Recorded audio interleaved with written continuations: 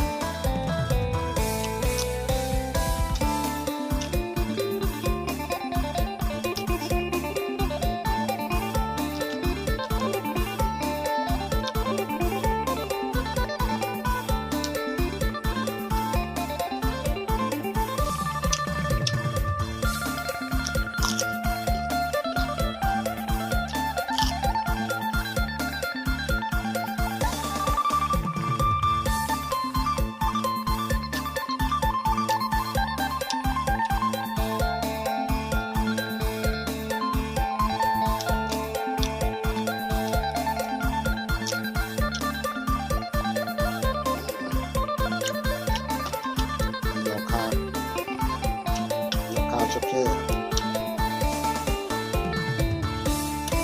ว่ามัน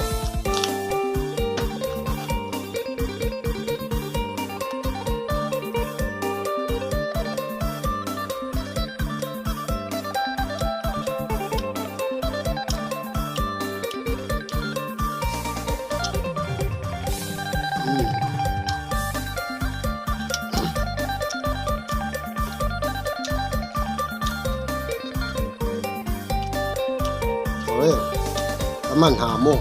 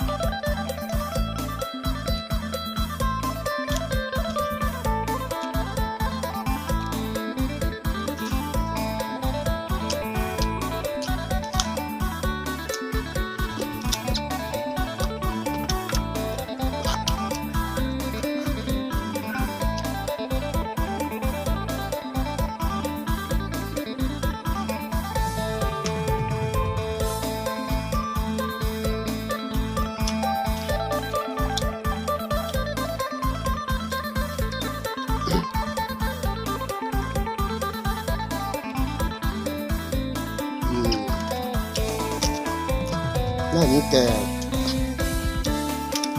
ลงไปมันก็ดีต่อกระเพาะเพราะว่ากระเพาะมันบดบ่ไหลไม่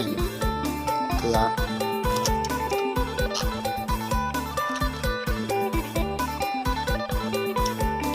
ราพูดอยู่ขวาดอกข้าจะแรง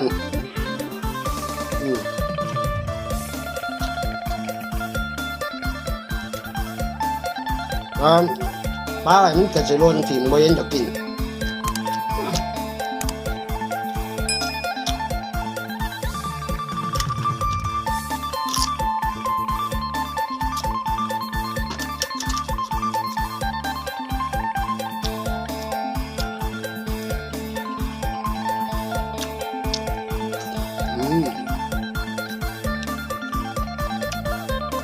แล้วก็เรื่องนี้กินเพื่อกินมีแต่กินได้อยู่หรอกจำขาด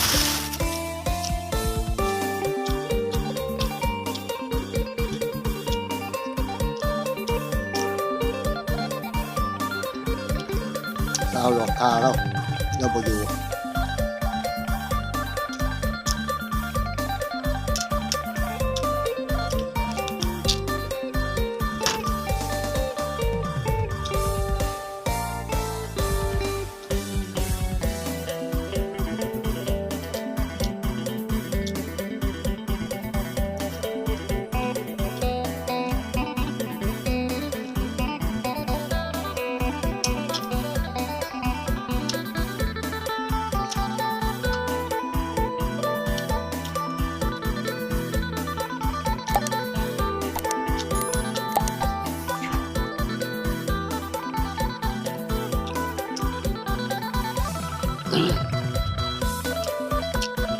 ว่า